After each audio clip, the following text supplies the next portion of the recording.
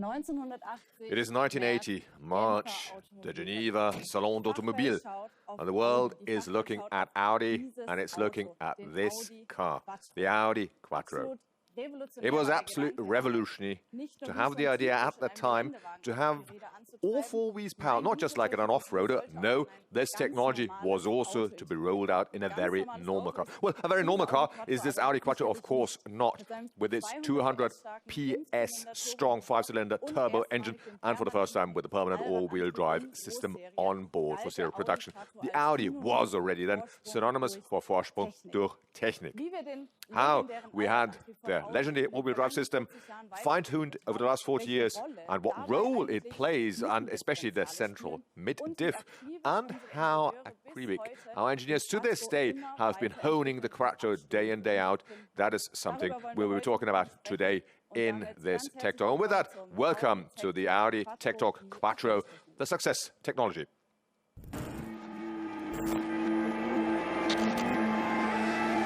Audi Quattro.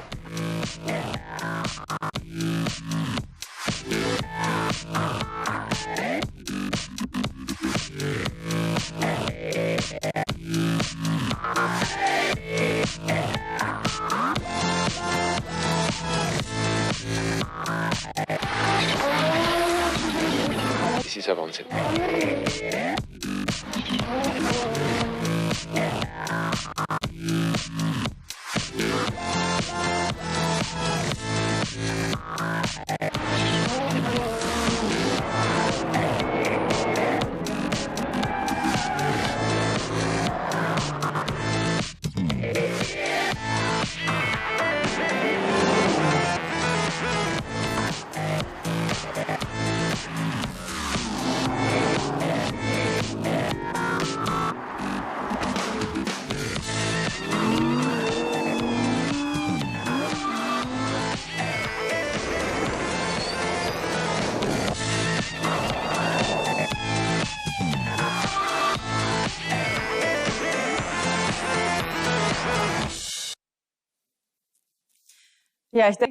Well, I think that clip made it quite clear that Audi is Quattro and Quattro is indeed Audi. There's hardly a technology in the automotive industry that has shaped the image of a brand as much as Quattro has shaped Audi. So, dear colleagues, as always in our Tech Talk, we also have split this one up into two parts. The first 25 minutes, roughly, will be dedicated to giving you an overview on the development of the Quattro technology over the last 40 years. To be followed then by the possibility to enter into the Q&A session to chat with you directly. And you can send us your questions using that chat question already during the 25-minute presentation. We'll come back to that question later. And of course, otherwise, we do look forward to hearing it directly from you in the Q&A session in audio and video signal here in the studio. Now, I've got with me two colleagues here who really have Quattro in their blood. They are really milestones in the Quattro development, Dieter Weidemann and William Weitz. Hello, Eva. Hello, Eva. Hello, the two of you. Well, both of you have been for over 20 years with Audi, and almost all that time you've been working on the Quattro issues. Quite honestly, do I really need all-wheel drive trains in everyday situation if I'm not going off-road or pulling heavy loads?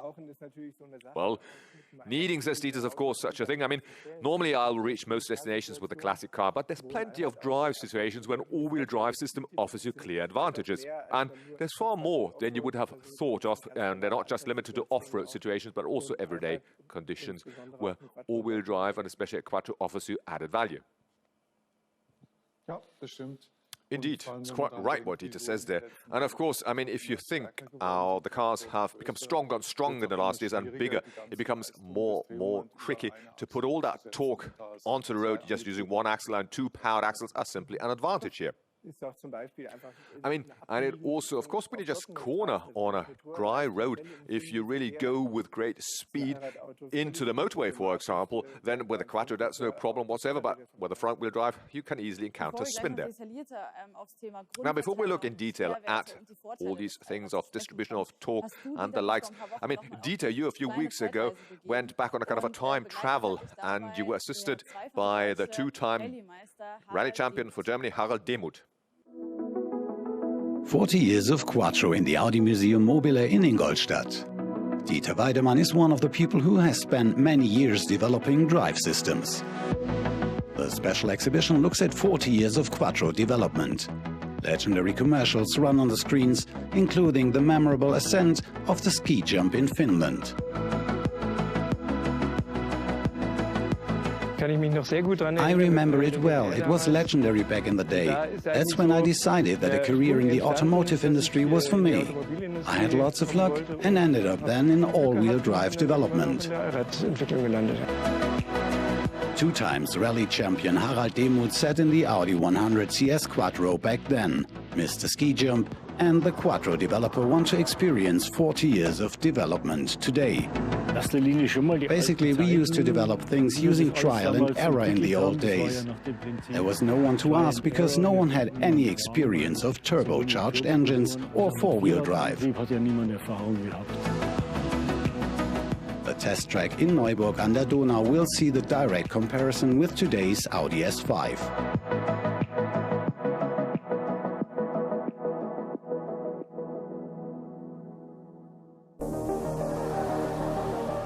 The permanent four-wheel drive with center and rear differential lock, which you could switch between mechanically by hand, was groundbreaking in the 80s Quattro. 200 horsepower was phenomenal back in the day. A Porsche or Ferrari might have been more powerful, but the way in which the Quattro drive put the power on the road, there was nothing like it. You didn't have to meter the acceleration the way you did with other vehicles. You could simply press the accelerator and the car had traction, whatever the situation. That's what still fascinates me even today. The Quattro was constantly improved over the years. In particular, its all-wheel drive system was fine-tuned with a self-locking center differential in 1986. The basic torque split remained 50-50. Inside the center differential on a modern-day Audi S5, the torque split is intentionally unequal. And a few years ago we switched to a different basic split, moving more towards 40-60. This here is a 1-to-1 original center differential that we fitted in the S5. You can see just how small it actually is, and that the gears inside transfer the entire torque for both axles. This makes the traction even better and redistributes the power and the torque efficiently and homogeneously. Cornering becomes even more precise and more dynamic. 40 years of successful all-wheel drive development, from the original Quattro to the present day.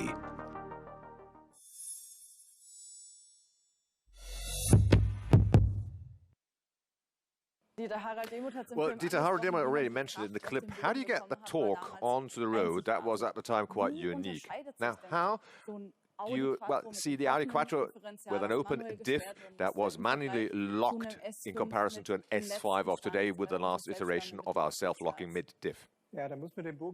Well, I think you would have to go a little further back here, because the idea for the Quattro, of course, was also born from the fact that in the winter test drives, a Volkswagen Iltis with an all-wheel drive system proved to be clearly better in traction than over the, big engined vehicles, also at the winter testing. And of course, that was progenitor of the idea that we should combine the best of both worlds, an all-wheel drive system with a good traction and with an engine with the corresponding performance. Which also means, of course, that a technical solution for the archaic, for the first Quattro, was pretty close to the solution found for the Iltis, and was more focused on traction than anything else. Meaning, it was an open diff, and of course, you need the diff, first of all, to have the torque leveling in cornering between front and rear axle, but of course, also has the disadvantage, if I've got an open diff, that moment where I can put torque to the road, I'm always limited by the one axle that has less traction. And that means I can only put that much torque on the other axle, then that has the lower traction. And therefore, I mean, and that's also the case to this day in off-road segment cars. You've got these full differentials that simply block that torque leveling, which means on an off-road condition, I've got super traction and all the advantages, but of course got other disadvantages. For example, when parking, I've got a tensioning of the vehicle that is not really suited to a passenger vehicle. And also the brake control systems that started in the 80s were not compatible with a fully locking mid-diff. And so, as of the middle of the 80s, one started to come up with different technical solutions. That is the self-locking mid-diffs. And you see these mid-diffs here, for example, the self-locking one, that's actually one of the first ones, the torsion type A.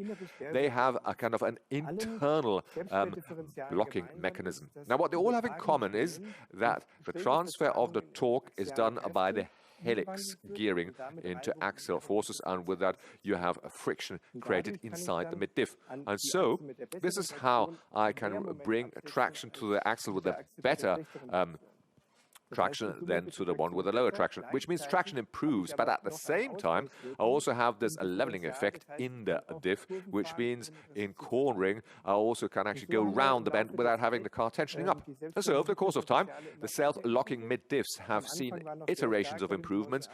The torsion A focus was very much still on traction, and then, as you see here with the torsion B, the focus was more on making sure that the tensioning during cornering was to be reduced. In torsion type C, that was actually the first solution where we had a 40-60 torque split, the basic torque split, that was more geared towards drive dynamics, and with torsion CSM that we have at the moment in serial car production. That's really a combination of all of it, a super traction, great drive dynamics, and at the same time, as you see here, a very compact and small build. So that if you take a look at these four, we've really cut the weight, we've saved a lot of weight by the use of special materials, and have really, well, achieved quite a bit of efficiency with that. William, speaking quite generally, what's the characteristic features that an Audi with a Quattro powertrain shall always bring or show? Well, speaking quite generally, it should simply be easy to drive. Every customer, also those who are not, so to say, rally drivers, should feel comfortable in the winter on snow and on ice. So the car should not have too much understeer, it should not have too much oversteer, and if it ever should oversteer gently, that shall feel comfortable and should be a gradual oversteering so that a customer can actually react. Now, Dieter just said, up until about 2005, you had the 50-50 torque split between front and rear axle, so equal torque going to the front and to the rear axle. How did you come to actually take that step to a 40-60 torque split?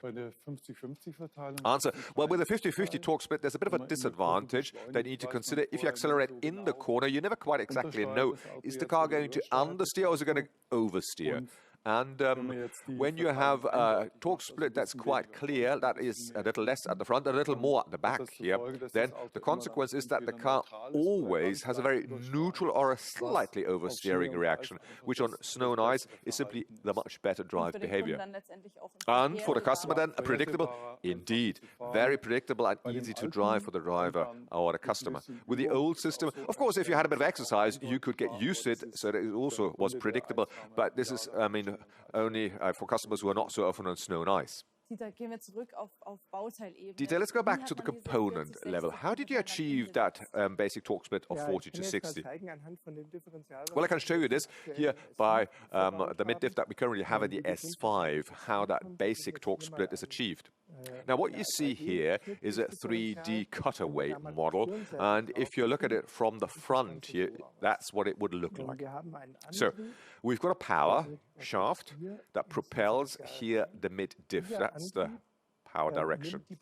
And it then takes along these planetary gears shown here in red. And the planetary gears, as you can see here, then propel two different gears. That's the ring gear here on the outside, and that's the power takeoff to the rear axle, and on the inside, that's here, that's the sun gear, that's where they go to the front axle.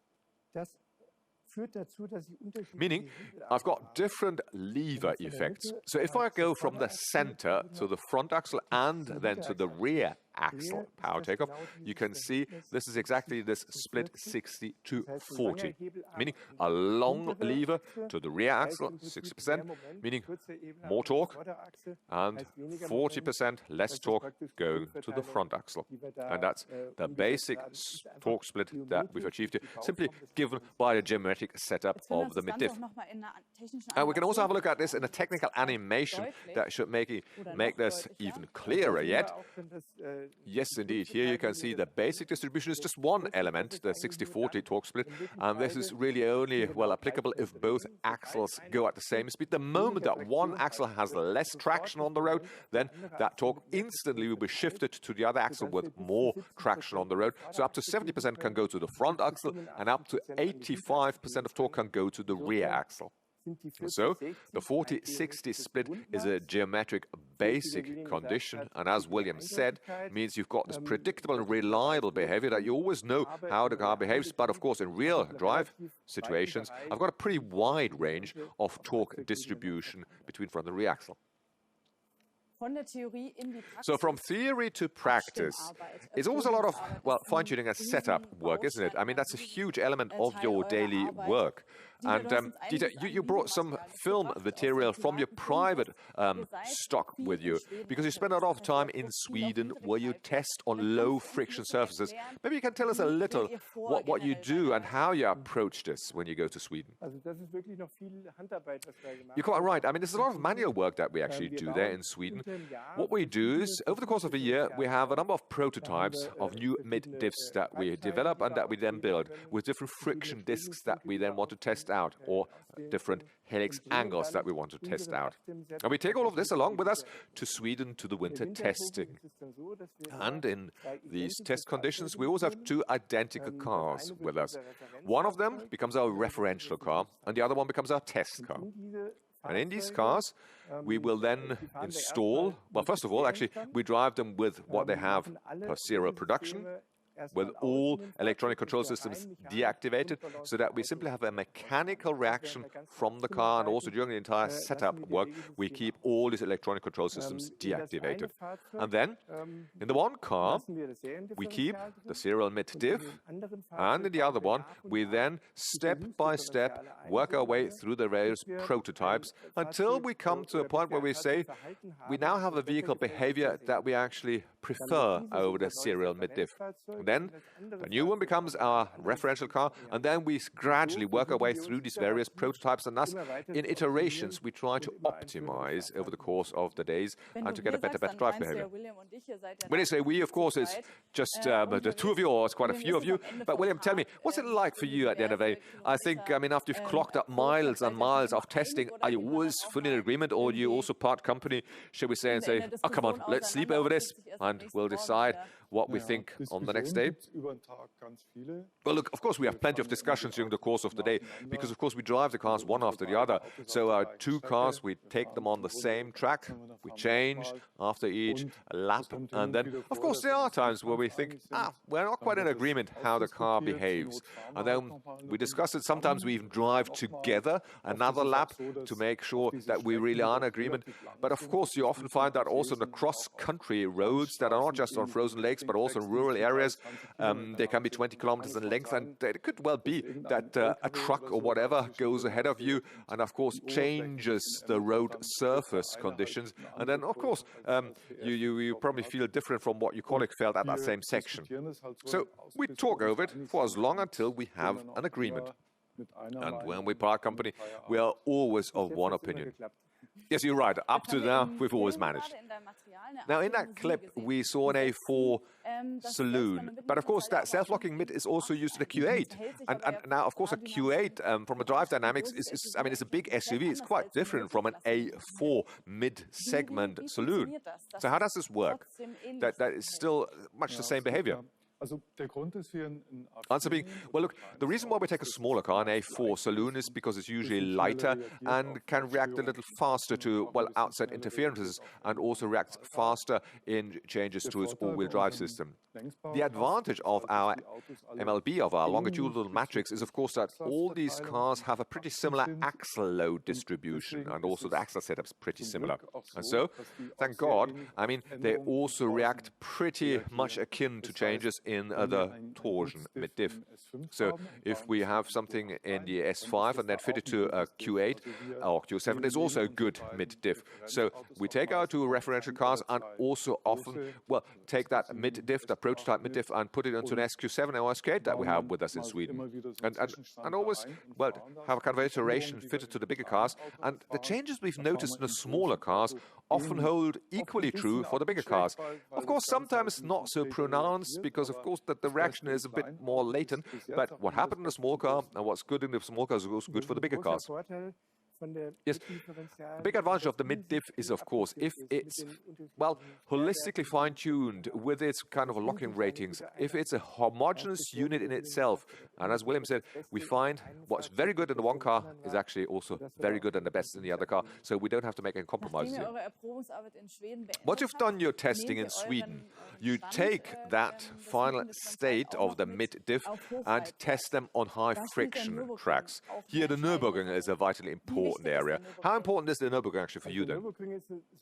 Well, look, the Nürburgring is actually important for us because it really puts the entire all-wheel drive system through its paces. Because here, at a very short time, we've got different conditions with great centrifugal forces, lots of longitudinal acceleration, top speeds, top heat development, and here we can really test the entire all-wheel system. For example, the temperatures. How can we handle the temperatures? And of course, also ventilation, lubrication is what it should be. And here we can also reproduce the situation very quickly at shortest possible time and create situations that would normally only appear, well, as a one-off. So the setup of the mid-diff is something that we always do on low friction surfaces because here we can really feel the finities much better. Then one of the last stations is close here to Ingolstadt on your internal test track, the so-called misuse testing. Now, this misuse testing is an absolute extreme situation where both car and powertrain really have to prove their mettle. And we'll have a look at this here.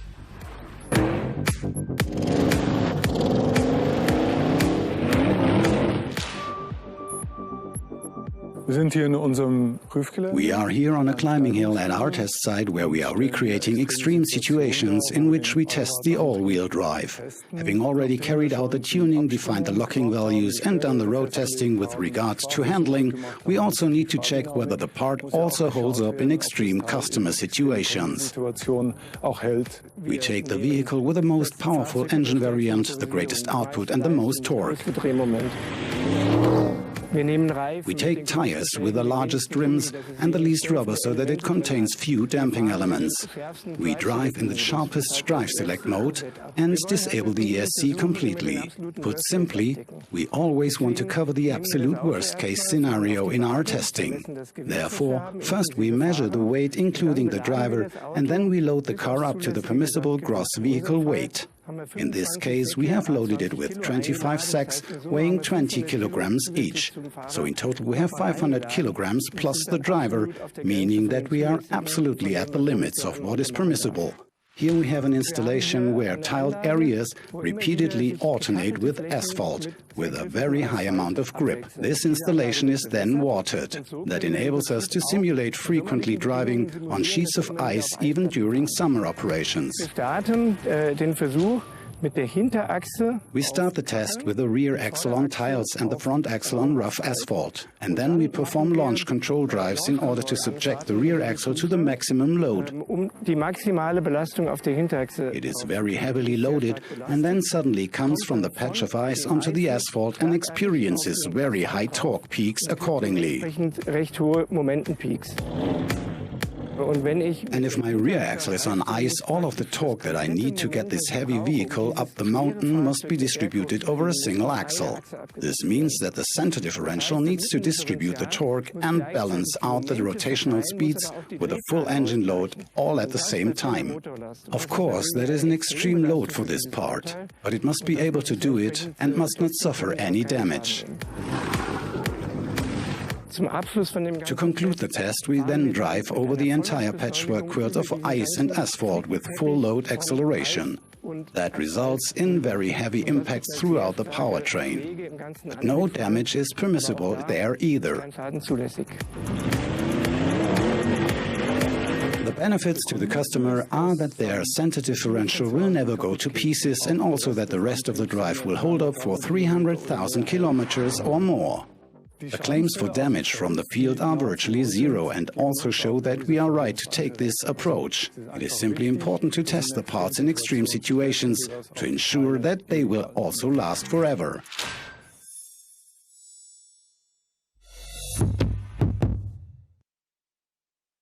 Well, William, these sudden, unforeseeable changes in the traction on the road are, thank God, most of us, well, unknown to most of us. But do you still have a good example for everyday situations where you would encounter that? Well, answer being, what's very typical in winter in the mountains is that during the day, the ice can melt and run over the tarmac, and then you often have this 1 meter long or wide patch that freezes over at night. And, for example, you think it's a dry road and you come out of a corner and suddenly you find yourself for a meter on ice, and that's where you have these similar disruptions in traction on the road. Another example would be if you tow a boat out of water, and I mean with your tow trailer, then you will find that often the rear axle is underwater on slippery surfaces, and here the jetty, and they also have huge friction changes between front and rear axle, and therefore, of course, great changes in torque between front and rear axle. Dieter, currently you're working on the next evolutionary stage of the self-locking mid-diff. Where are you right now, and what are the development targets for you? Well, principally speaking, we're in the midst of that next stage, shall we say halfway through it, of the time that we still need until we have it ready for serial production. And of course, I mean, these iterations and these progressions become smaller and smaller. We've already squeezed out all and most of the potential, but of course, we still wanted to improve. And so in the next stage, we will see another fine-tuning of the mid-diff when it comes to drive dynamics, but also another weight reduction. We will shed another 10% from the components, and at the same time, we also have increased here rigidity, and that can also handle even bigger engines. Weight is, of course, a good keyword, because you would normally think that all-wheel drive systems always means more weight as you have more components, and thus consequently also greater fuel consumption. So how important is efficiency for you? Well, look, of course, efficiency is something that we need to and will consider, and it's true that all-wheel drive has more components. Yes, indeed. But we are working on this for decades already, and we are trying to make all the individual components as efficient as possible. Looking at the material with many casings coming already in aluminum, but also, for example, lubrication is something that is now very, very pinpointed, that you don't have any leakage here and that you run as often as possible dry, or you have any bodies inside, so that the oil lubrication is only there where it's needed, and all the other parts can run, as I say, as dry as possible. So these are elements or bearings that you make more efficient. So a lot of work has gone into this, so that every little nut and cranny is already highly efficient and optimized to efficiency. But of course, we still consider whether we can still squeeze out a little more. So some you spend a lot of love and put a lot of love and detail into the system to get out that last drop. The normal customer will probably hardly notice that, and or can, well, experience it in driving. So what's the key advantage, William, for Quattro? Well, over the years, of course, I mean, these little iterations have amassed to a bigger leap forward. And it's still our objective, of course, that the car should be easy to handle. And it is, of course, becoming more and more fun to drive. It's easy, comfortable, and it's also enjoyable to drive. And that's something customers are noticing. Well, thanks to the two of you, Dieter and William. And I think one thing has become clear. Quattro defines Vorsprung back then, today, and also in the future. From strong traction to enormous drive dynamics, all the way through to the best possible efficiency. And efficiency, by the way, is a good catchword because we already just teased at that already. This week, we'll drill that efficiency topic a little deeper because as of tomorrow, we will look at Quattro with ultra technology and with our electric Quattro with the torque vectoring on the rear. I look forward to maybe seeing and hearing from you again this week. Otherwise, stay healthy and stay tuned. Goodbye.